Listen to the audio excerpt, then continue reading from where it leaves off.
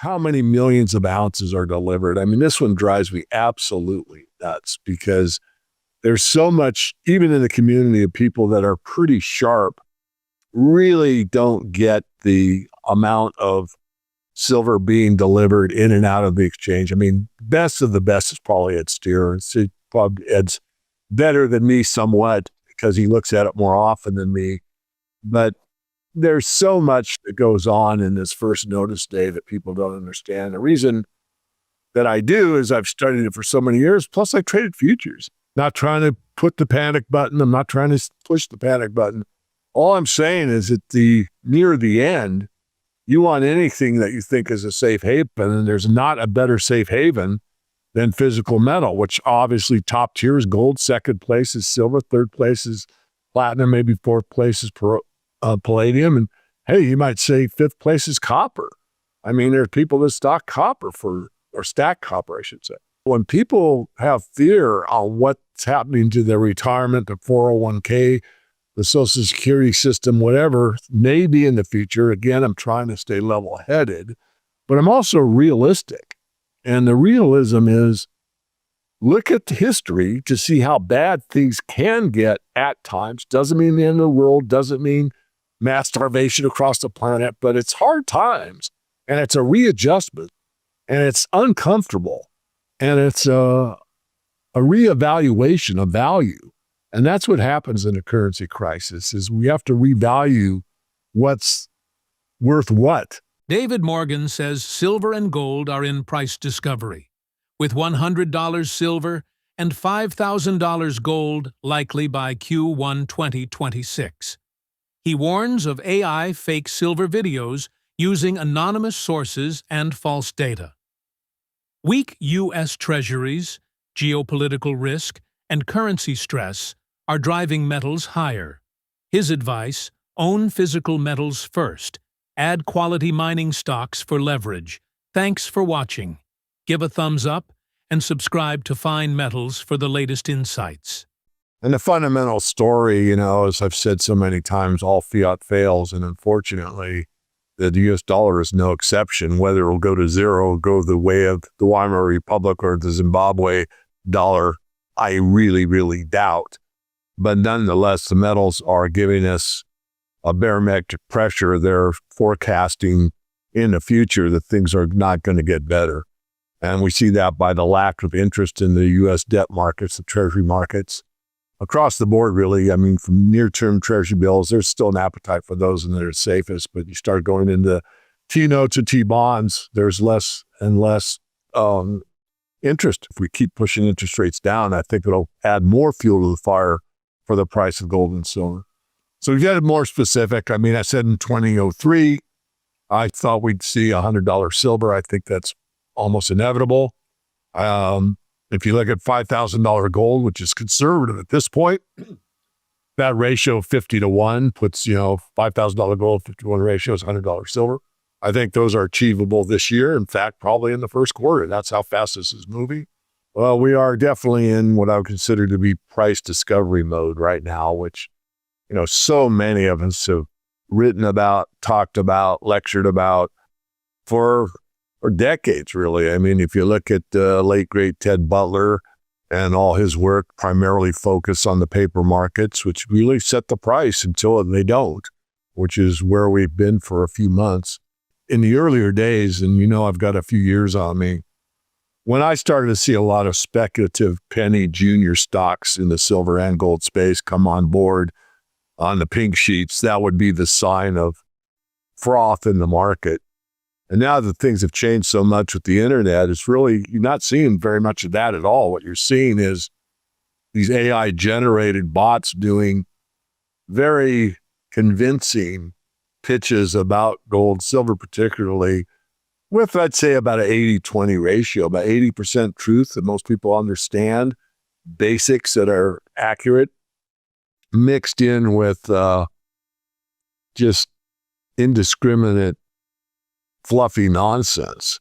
This is a timely and very important topic, and the volume of AI-generated silver intelligence is exploding, with much of it ranging from very sloppy to outright fabricated, And yet some of them are structured in a way that sounds very good as you outlined. So it's my job and others to vet it, filter, and expose the nonsense, both for ourselves to make rational decisions based on as much fact as possible, and also for your audience, my audience, and the general public.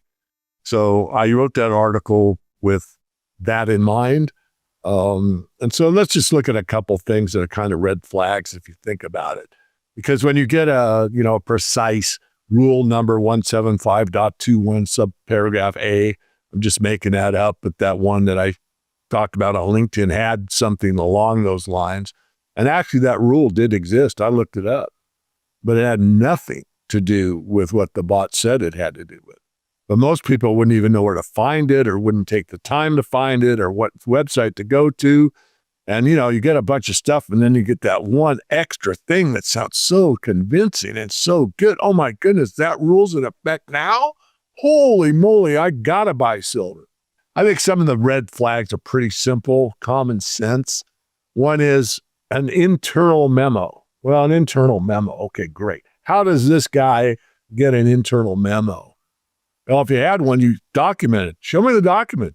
Show them in PDF. Even if you make it up, I'd like to see it. At least I could, have a look at it. Of course, that would be fraud. And, if you put Monsanto's, let's say Samsung, that's a name we hear a lot in the silver space right now. Let's say you had Samsung letterhead and put out the memo and said that's the document. Well, now he's frauding people.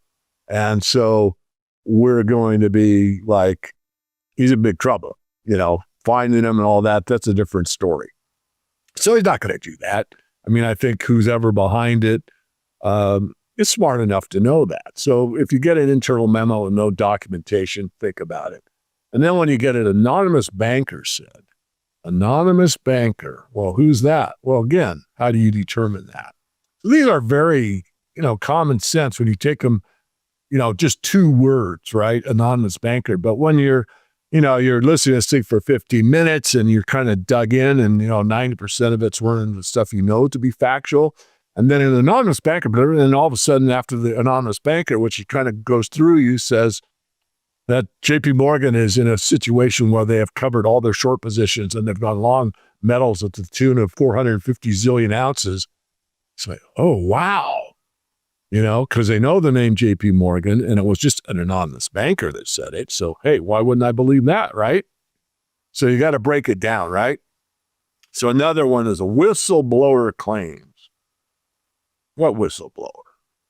If you had a whistleblower that got a hold of you, I'm going to do some conjecture here, push back, say, David, you're completely wrong, but I would guess that if you had a whistleblower call you and say, hey, blah, blah, blah, blah, silver, you'd probably call me on the QT and say, hey, David, I got this guy named so-and-so, the Clemsies of the trading desk at in the LBMA, and he's claiming blah, blah, blah, blah. Do you know him? Could you vet it? Could you find out for me? I think he'd probably do something like that. It might not be with me. It might be with another one of your contacts, but I don't think you take it at face value on hearsay that such and such guy called you up, claimed to be a whistleblower. Basically, the stock market is based on earnings. And so the earnings haven't hit the bottom line for the last quarter's earnings, for example, for these mining companies. And once they do, Wall Street will have to pay attention that some of these majors are actually value plays. They're really spitting off a lot of free cash flow. So that's an area. I just got off the phone with a new member and I go through, how the mortgage report works, what to look at right now, what's more important than something else. And I showed him one of the top tiers that I suggested you put big money in, not a junior that's going to make you 100 times your investment. This is one you can put in substantial funds in, and it's up 30-fold. Well, 30-fold on a $5 silver is $150 silver. And as good as silver is doing today at about 80 something, that investment in a streaming company has done almost twice as good as that. And the other thing to think about is, how these things are taxed. I mean, unfortunately, and the Silver Institute and others have been on the bandwagon to get the capital gains tax changed on gold and silver as collectibles, because a bullion coin is not a collectible coin, but a rare gold coin is a collectible. why is all gold treated as a collectible on the tax basis? It's just plain wrong, but it is. And it's a higher tax rate than this company I'm talking about that's basis on a long-term capital gain. So not only did it outperform the metal itself by almost 200%, the tax rate's lower. And of course, what's really important is food and energy. So those could cost more in real terms, in gold terms. Whereas housing might come down because it's based on credit and the credit cycle breaks. And so either you pay up or shut up. Well, wait a minute, I have to sell my house for cash and I need it. And on a mortgage, it would be worth X, but for a cash market only, it might be 0.7X. I just took a 30% discount on my house, but I'm willing to do it because I got to get out of here or whatever. Again, I'm sounding doom and gloomy. I don't mean to be. I'm trying to paint an accurate picture. I'll give it back to you. You might be able to maybe muffle that slightly, but I mean, I'm trying to tell people, as I've said so many times, 90% of the move comes in the last 10% of the time, and we're there. And that doesn't mean it's going to peak a week from Tuesday. But if you're not in now, I think you should get something. Doesn't mean load up everything, sell your real estate portfolio, put it on the goal. I'm not saying that, but I'm saying I think you need some exposure. So let me get your feedback on what I just said. I just want to interject one thing real quickly before I forget. I woke up this morning, my usual very early in the AM, and my webmaster said, look what I found. And he gave me the URL, and it's the Daily Silver Report by David Morgan. And it's got my image and my voice, and it's all AI, and I didn't have anything to do with it. And there's like 30 of them already made up. I think gold and silver have got further to go. Platinum has been kind of late to the party. I luckily wrote about it about 6 months fundamentally in the Morgan Report and pulled the trigger almost perfectly. Don't always get it that accurately, but this time we did. So he pulled the trigger on platinum at about the $1,000 ounce mark, and it's more than double now. I think platinum is one that you only take on if you're pretty high net worth and you already have enough gold and silver. But platinum's a unique story because it's been in a deficit for quite some time. And depending upon the future, which no one knows, if we start moving more toward a hydrogen economy, that would definitely take in more platinum than we currently use just in the automotive sector. And a little more in jewelry, but just a little more in jewelry. So I'm bullish on all of them. The reason I still like platinum, even without those two caveats I gave you, is the scarcity of the metal that we're seeing through Asia. So here's an example. Someone calls up you guys, I forget the phone number, I give it out, you can say it at the end, and they want to buy metals through, let's say, Miles Franklin, and you say, wait a minute, there's a 6-week hold on silver, there's a 3-week hold on gold.